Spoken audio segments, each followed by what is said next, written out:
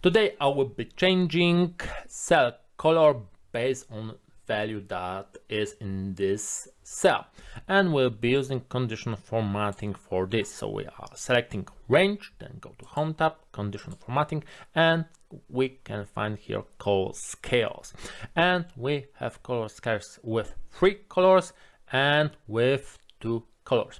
The most popular is with 3 colors: green, yellow and red, when the green is the good one for the largest value and red is the bad one for the smallest value. But we have also the reverse order, so the red is the largest value and the green is the smallest value. In case of sales, I will choose green, yellow, red. So the green is the biggest value, the biggest number, because it's connected with a good feeling. So let's choose this and we have our results.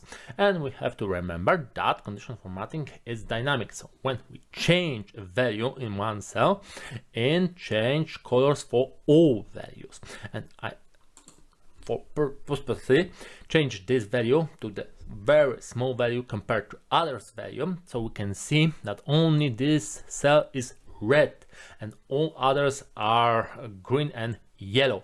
We have to remember, when we using color scales, we have to have values with the default options that are even distribute between the largest and smallest value. So Ctrl Z, and we can now see more red and orange colors also, so the distribution is more even. And we have one more example with color scales, and for me the color scales are the best for concentration of some indicator. In this example we have some fake values for pawn concentration, so we can just select this range, and on purpose we have some empty cells here, because when we go to Home tab, conditional formatting, color scales, and this one, the red value, so the biggest value, is bad, we can see that the cells that are empty aren't conditional formatted.